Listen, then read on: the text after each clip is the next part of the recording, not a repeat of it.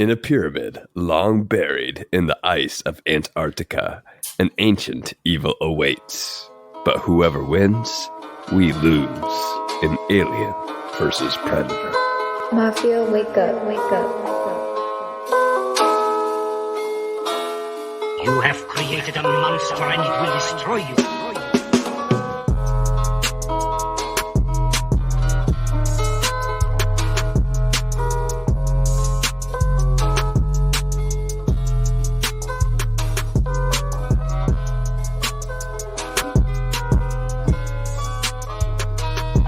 You know, the series has some pretty good taglines. Whoever wins, we lose. That's a good one. Just like in space, no one can hear you scream. I like these. It is. No, it's good. Welcome back to the Monster vs. Men podcast, the bargain basement of the Monster podcasting airwaves, where two friends try to stay alive and stay connected by chatting about weekly monster movies. This week, as we try to stay alive, we're discussing AVP, Alien versus Predator. Yes. Yeah. No, Eric, I did want to call out another one. Predator 2. He's in town with a few days to kill. Ooh. Is that for real? Yeah. That's amazing. Yeah, that was on the big posters. He's in town with a few days to kill. With a few days to kill. I love that. Oh my gosh, that one's even better when I thought about it a second time. The way you said it the first time, I didn't even get like the double meaning of it, but the second time is hilarious. Yes. Oh man, that's one that Drew would appreciate. Our Instagram connector. Drew the connector, our Instagram connector. He loves a good pun, so that he would love that. That is a great one. Oh man, no. So this is. Slightly different. We're combining our two worlds here in the series, Alex. I'm excited to talk about it. Yeah, I am too. This is the point where I'm like, what is Eric really going to think each week? I felt like I had some sort of handle on what you would think. Now, I was wrong. I feel like actually a little bit about Aliens, and then Predator. He surprised me a little bit with how much you liked it. You're wrong with Aliens? What did you expect with Aliens? I thought you would like it more than you did. You liked it a lot, but I thought you would like it even more than you did. And then Predator 2 was about exactly what I expected. And then Alien 3 was about what I was hoping you would kind of like it. And you did. But this week, little man is like, here he comes. Here he comes. Did you know that his first podcast debut, Eric, was a fart on 13th floor? Because I usually try to edit him out of our podcast unless he does a little sound or something.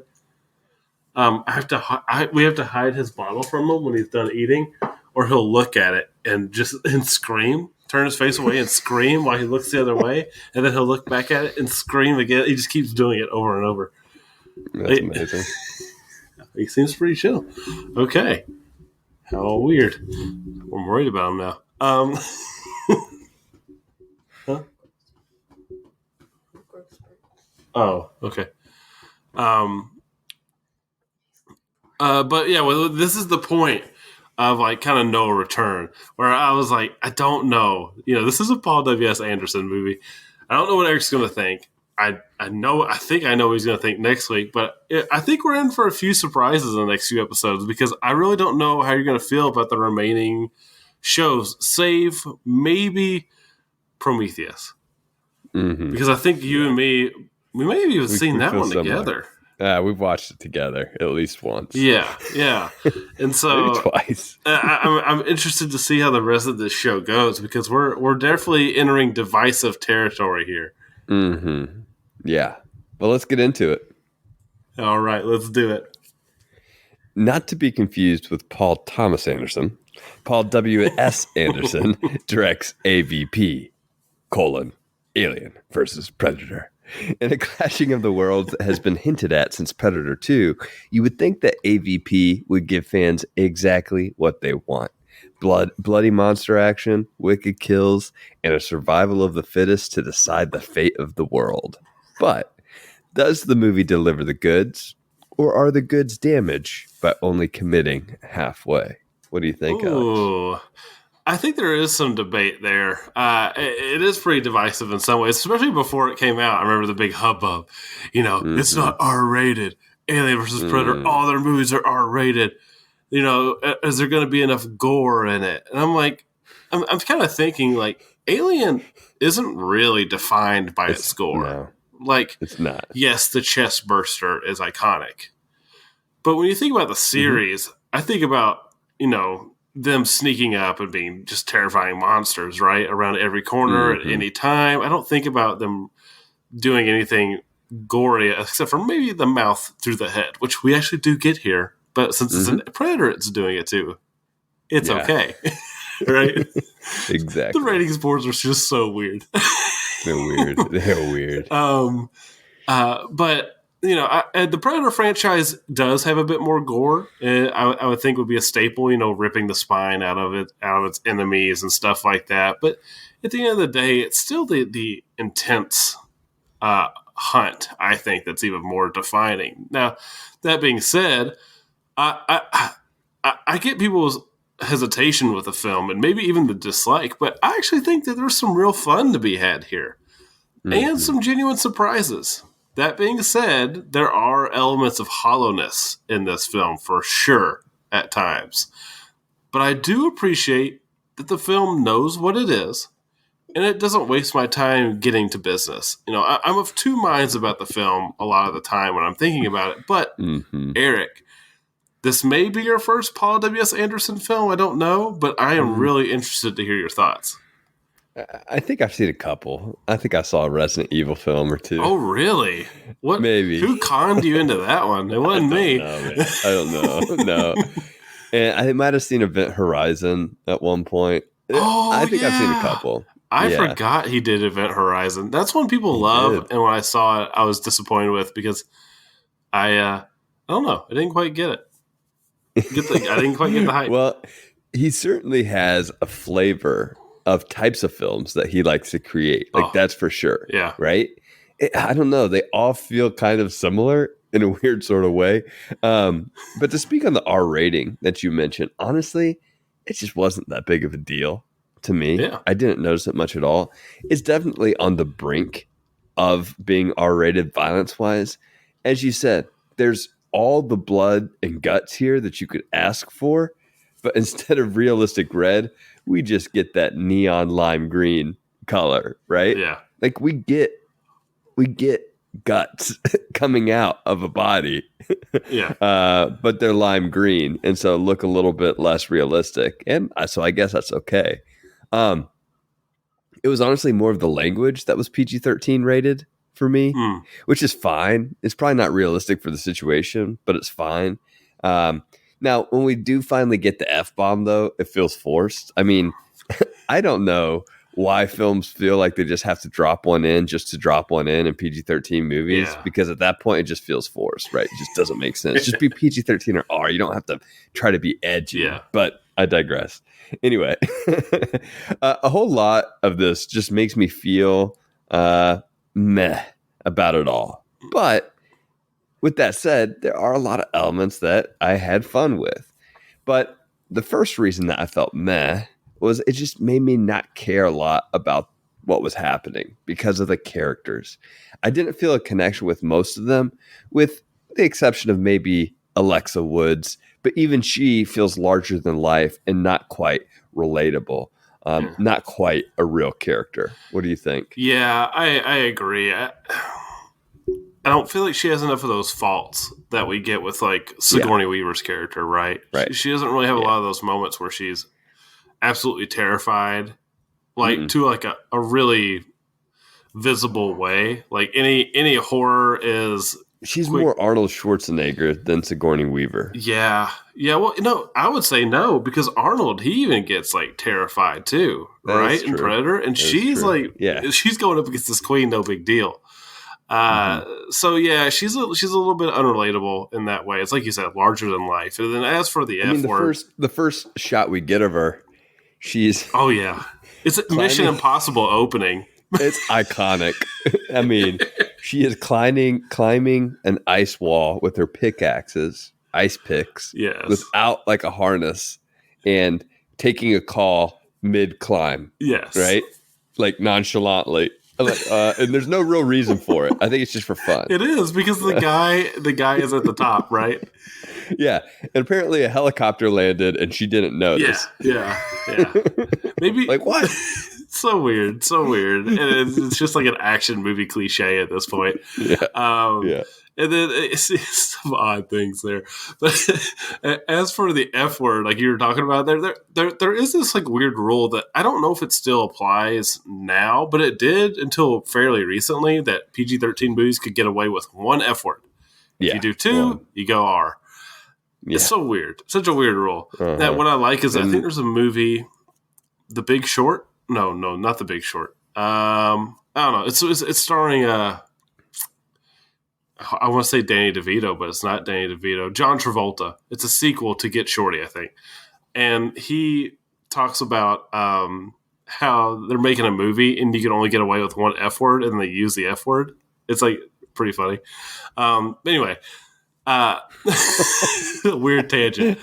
But that was a weird tangent. It's just whenever I think about the one PG-13, I think about the movie that told me about it. But whatever. Anyway.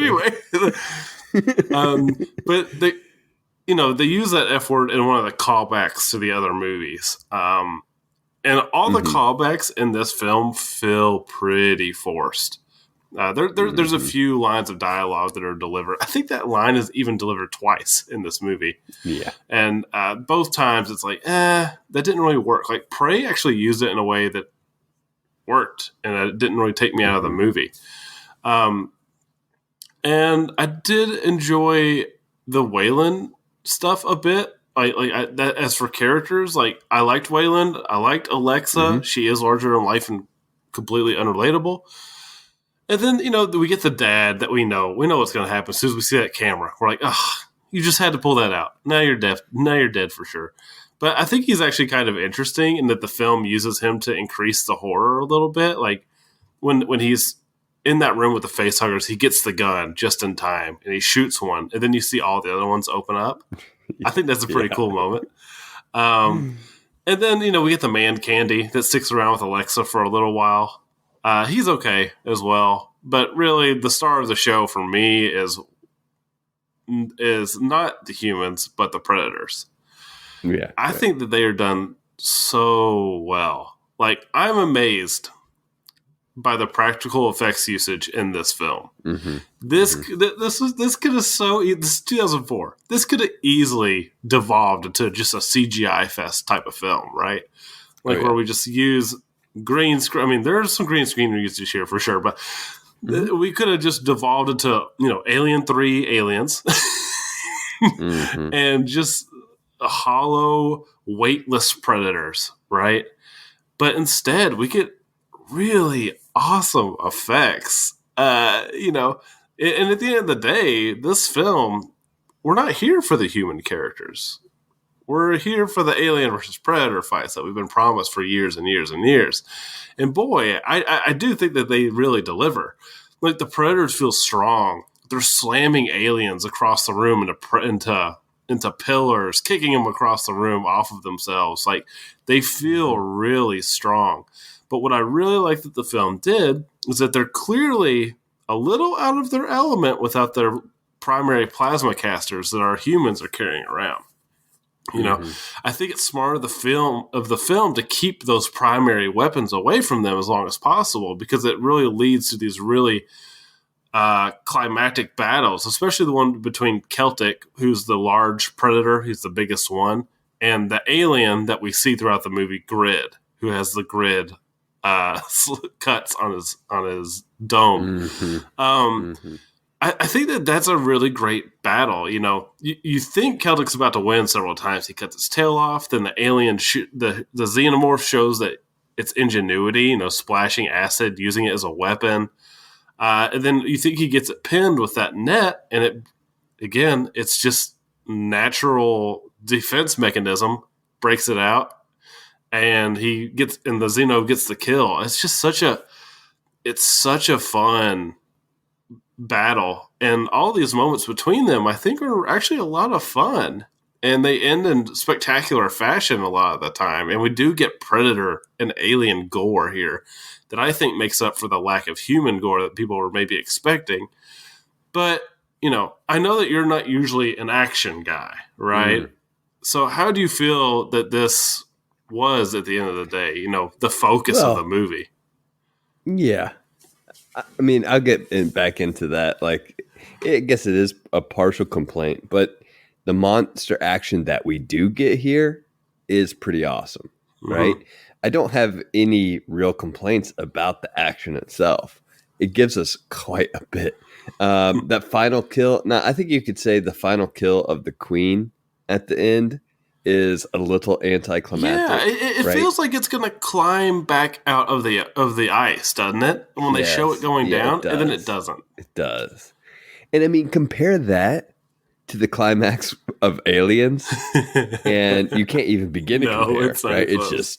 It's completely not even close. It doesn't even.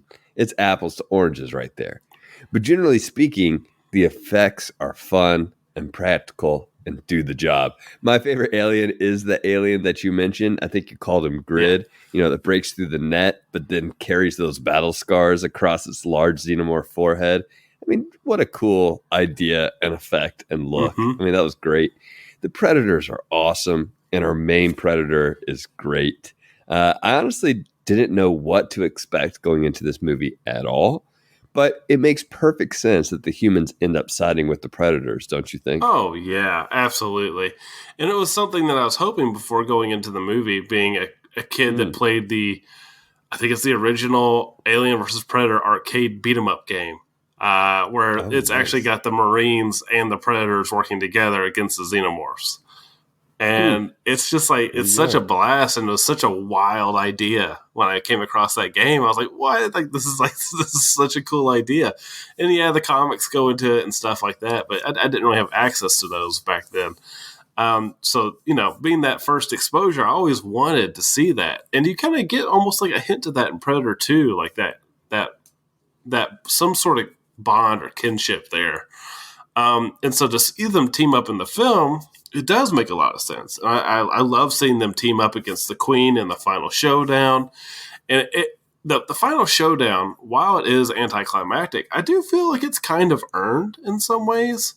It's maybe a little too superhero-y on the human side of things, but I did find myself not rolling my eyes during the battle, which is good. And it is kind of surprising that I felt that way, considering, like, again, how the film is I guess it's shallow in several ways. It'd be easy for this film to feel really hokey during these moments. But at the end of the day, I genuinely think that the reason so much of this works is because of the practical effects. If this movie is CGI in 2004, it would probably be just a flat out bad film. There's a spirit to practical effects that is just not quite quantifiable, I don't think. If it's just CGI effects, it's just Transformers, right? Whoa, let's not drag Transformers too much. At least a couple of them. Well, I got you. I know what you mean. No, but for me, like an action movie that's just CGI action, that's, you mentioned me not being big on action films. And that's true to some extent if the action is just what the focus of the movie is and there's no heart behind it, right? But really, I'm also considering the craft of it. And like the CGI, if it's just CGI action, that definitely feels more hollow to me, right? But another praise I wanted to give to this film, and I'll tell you a couple things I didn't like. Another praise I'll give this film is I love the set design. And the setting overall. I mean, what a great premise. That shifting pyramid is probably the scariest part of the movie for me. Tapping into that claustrophobia that all of us have a little bit of, I would venture to say. Big yikes. It also just makes sense for the type of film that this is. It's an adventure sci-fi popcorn flick. Now, there are various things I don't think work. The flashback sequence that spells out exactly what is happening just isn't necessary, right? The audience already has it figured out. We don't need you to deliver it to us in a handbasket. Also, I think we could do more with the Wayland Corporation itself.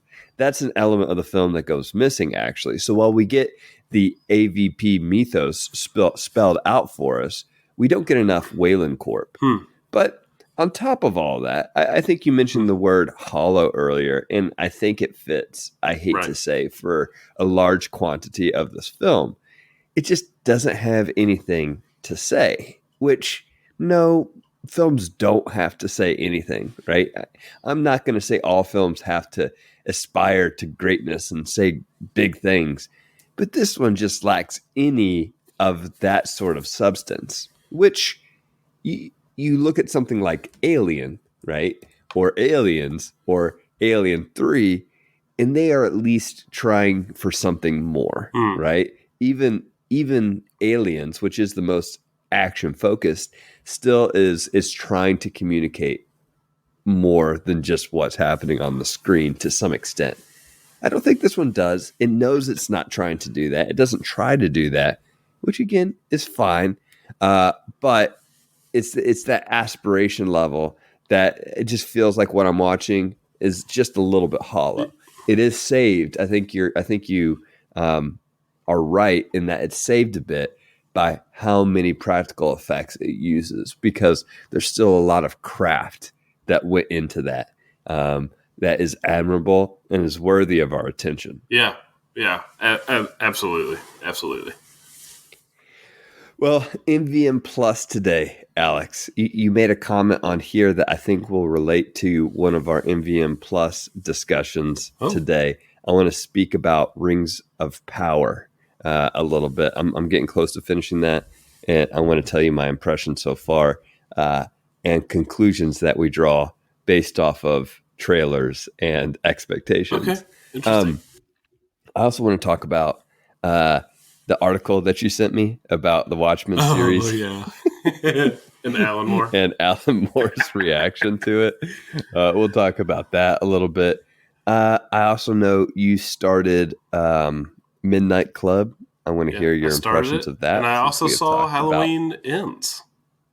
There we go. So we'll have to talk about all of that over on MVM Plus. That's patreon.com/MVM pod, where these episodes, we really try to make them as concise as possible, and we kind of stick to the point. We like to have fun over on MVM Plus, and we go wherever we want to go. And that entire backlog of those MVM Plus episodes is over there at patreon.com/MVM pod. Let's get into our awards, though, Alex. Compelling Character Award, who you got? Yeah, I'm going to give it to...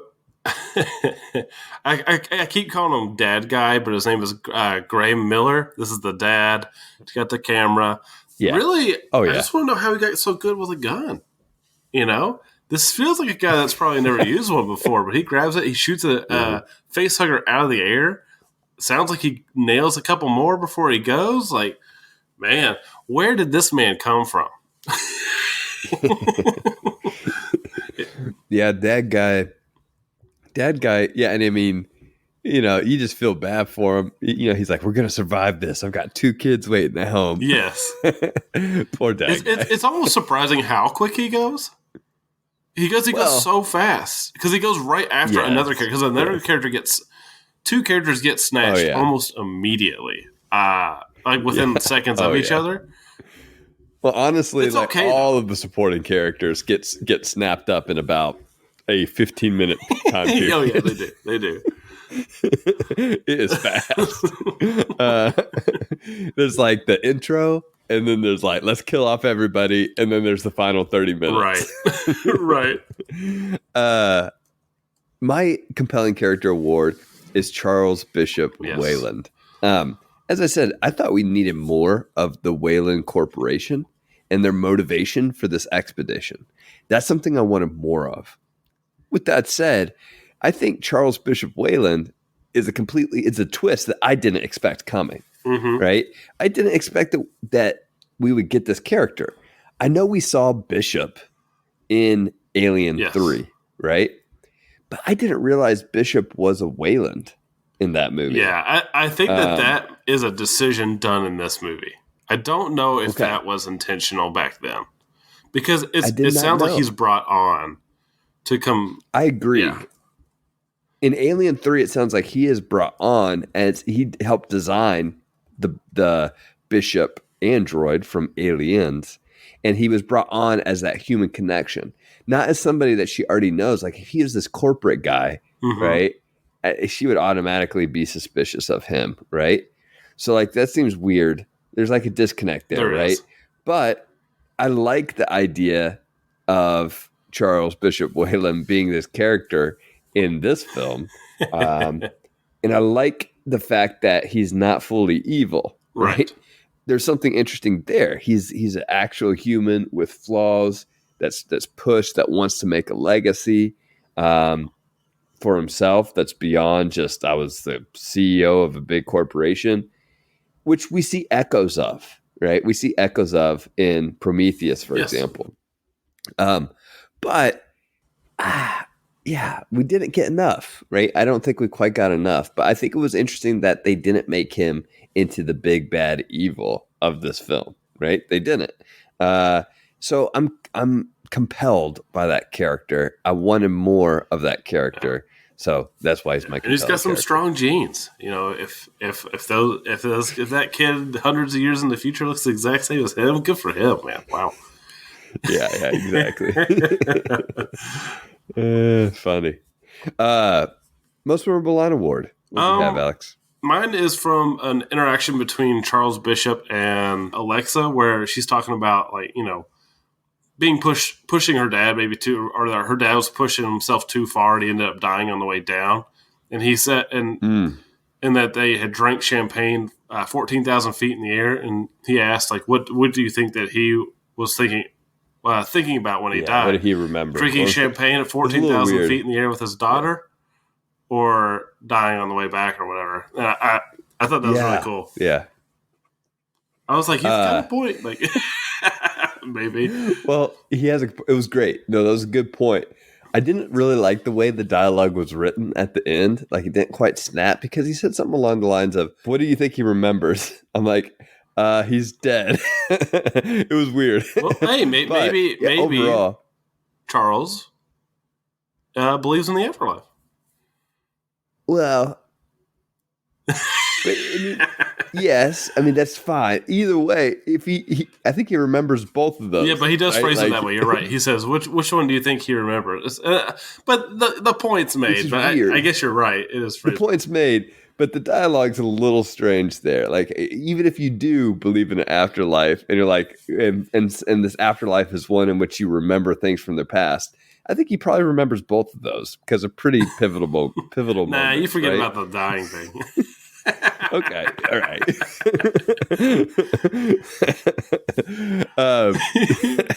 My most memorable line award is a ridiculously bad line, but it was the timing that will make it a memorable line for me, because I had a night when it was just me and Theo this past week, and as I told you, I started this one night and made it about 10 minutes. Oh boy. But then the next night I watched the whole thing, so it was fun. But I started it up, and I got to the place where I was at, and I basically hit play, and Theo's watching it with me. I'm like, nothing's going to happen here at the beginning. It's fine. But all of a sudden he's watching really intently, and the Alexa and Adele get into this conversation, and she asks her why she never uses a gun. She's like, I don't have a need for one. And Adele Rousseau says this: same principle as a condom. I'd rather have one and not need it than need it and not have one. And I look over, and Theo is just like staring intently at the TV screen, and I'm just waiting for a question. Yes. Oh, I bet. Did it happen? No, it didn't. So I think it just went over his head a little bit, but I was like, oh my God. Yeah. She asked, she said, what, so many years I've never seen a gun save someone's life or something like that. And that's her response. And it's exactly. I can't imagine. Exactly. I've been like, oh my gosh. I'm like, oh boy, how am I going to explain this one? What about your can't believe the acting award? Mine goes to, I got to give it to Lance Henriksen for his performance of Wayland. I think he's a great job, and it'd be a shame if one of us didn't at least call him out this episode. Yep. No, that's a good call. I'll go with Colin Salmon as Maxwell Stafford. He's like the military guy who makes the crucial mistake of pulling out the weapon. He's a character actor. This guy is, right? You've seen him in lots of things before. He always plays the same tough guy character, but he does a good job at it, right? And you always think, oh, there's our tough guy character. And in this case, he's the tough guy character who also makes the fatal flaw that basically destroys everybody, sans one character. So, Colin Salmon, Maxwell Stafford, I go with him. All right. What about your that's a good shot award? I don't know if it's a great. Actually, you know what? I'll go ahead. Our one of our opening shots where we get a shot of them in the room where they see the heat bloom, but they're watching Frankenstein meets the Wolfman.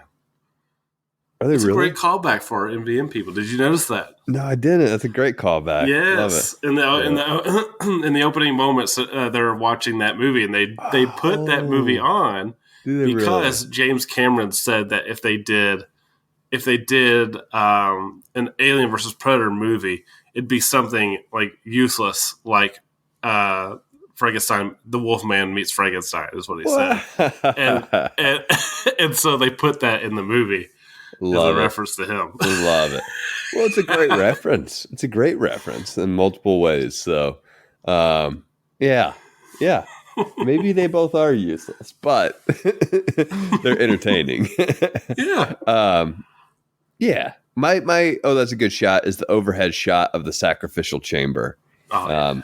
And it's really the overhead shot where we see, oh crap, there's the alien, like the chest burster right in the middle, like the circle, right? Yes. Yeah. Oh boy, this is not going to end well. This is a great shot. Again, it goes back to the set design that I said that makes it a good shot. It's one thing to have a good overhead shot, but here's a sweet reason to show off that set. Yeah, exactly. Really cool. Again, practical effects here. Save the day. Yep. Any unique awards, Alex? Yeah, I've got the plot armor award, and that goes to and this is like quite literal in some ways, for our Predator that makes it all the way to the end. So I believe his name is Scar. And his weapons don't corrode like all the others. There you go. He cuts an alien's head in half. His little blade doesn't melt. Now, maybe that blade doesn't melt, to be fair. But then he uses a spear later through an alien. That doesn't melt. Another alien or another Predator spear does. His actual armor does get a little acid on it. He takes it off, I believe. I think I'm thinking of the thing once. So good for Scar for getting that awesome armor that just does. He got lucky. He got the good armor. No, I guess he did. Yep. He paid for the DLC. What about you? Mine was a Small Victories Award, and it goes to Graham Miller, a.k.a. Dad Guy. Oh, yeah. Who escapes death one time. And then I'm like, oh, man, he was gone quick. And then, oh, he's alive. He's alive. Oh, he's going to make it out of here. Oh no, there's a face hugger. Oh yay, he shoots face hugger. Oh no, there's a bunch of no. So he had a couple of small victories. That's why he gets my Small Victory Award. But Dead Guy, R.I.P. Hey, what do you think he remembers? Shooting the face hugger or the one exploding out of him?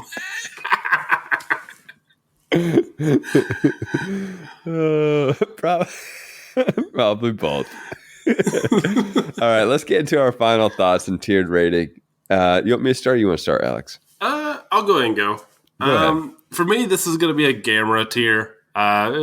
Somewhere probably in the middle, lower end of things. But this is by no means a bad film. It is hollow, no doubt, but it's fun, and the practical effects really saved this one for me. And it's really the battles between Predator and Alien, where it's just very physical and there's lots of strength being shown. Like we're throwing creatures around great distances to really illustrate how strong they really are. And I think a lot of that stuff really works, and I think the final Queen battle is a lot of fun. But you're right, it is a little anticlimactic that thing doesn't climb back out because it should. But I am excited to see where the series goes with the Predalien showing its head at the end of this one. Yeah. I'm not excited to see where this goes, but Talk about a predictable plot line right there. yes. Right? It's like, come on, you just left us hanging earlier. We know what happens in these scenarios. Right. And I'm excited to see the Predalien, but I really this is a fun one. I don't think it deserves the hate, but it is hollow, and I kind of get it. What do you got to say about it? I really like what you said about the practical effects and how they save parts of this movie, because I think you're right. Now, you said this movie is not a bad movie. I would agree. I also wouldn't call it a good movie. No, I wouldn't either. Right? It's right there in between a bad and a good movie. It really is a meh movie for me. It's a good movie. Right? Yeah, I mean, so it really does fit into our Gamma tier. And for me, Gamma tier, this is a lower Gamma tier film. It's got those moments that I'll remember. It's got a couple really standout effects that are cool. The characters are all forgettable. All of them are. The one that's most memorable is Wayland. Bishop Wayland, because we've seen him before, as we've seen that actor before, Lance Henriksen, as other characters in the series. So he's memorable, but every other character, not so much. With that said, like I had a fun time with it. I'm not going to hate on this movie too much, but I do think maybe we could get more in AVP Requiem. Alex, you'll get more. Whether it's the good or the bad part. Now that's R-rated, everything will change, and we'll get all of our wishes. This is what everybody wanted. It was the R rating, Eric. The R rating is what makes movies good, don't you know? Of course. I'll be interested to see what you think, man. It's gonna either way. Next week is gonna be a fun discussion, whether we like it or love it. Like it or love it, man. Well, next week is Aliens versus Predator Requiem. Man. Here, I'll go ahead and go. You want me to go while you're thinking? Go ahead. Next week is AVPR. Will it push us too far? Will we throw ourselves in front of a car?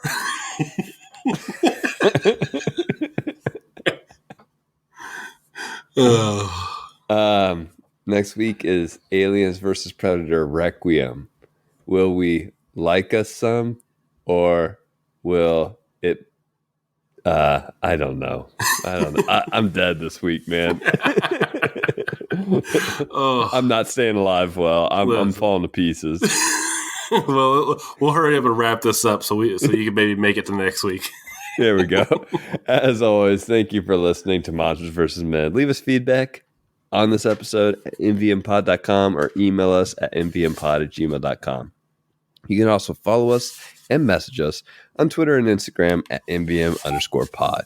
You can become a bargain basement at patreon.com/mvmpod and receive weekly bonus content, including special reviews, interviews, and host chats. Monsters vs. Men is produced by Alex Cornett. Executive producers are Kevin Alexander, Faye Basier, Christopher Clavero, John Freeman, and Michael Herndon. Special thanks to our wives, Common Rock Band for PlayStation 3, which forms Cell Block B, Louis Loops, Senior Honda, Drew the Collector, our Instagram connector, and you, the listener, for listening. Until next time, don't go into that suspiciously perfectly carved out hole in the ground. And try to stay alive. Mafia, wake up, wake up. You have created a monster and it will destroy you.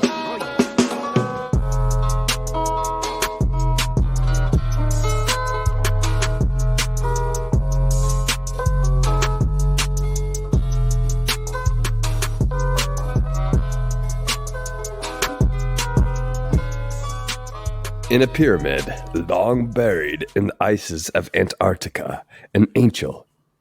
An angel? All right, gotta repeat. You gotta redo that over. Wait, I'm wondering, is ISIS a word? I don't know. Is it? Let's see. ISIS. I mean, I know ice is ISIS. Like ISIS. like ISIS. Let's see. I'm just gonna say ice. Yeah, I would say ice. I don't think it's a word. Let's try it again. Okay.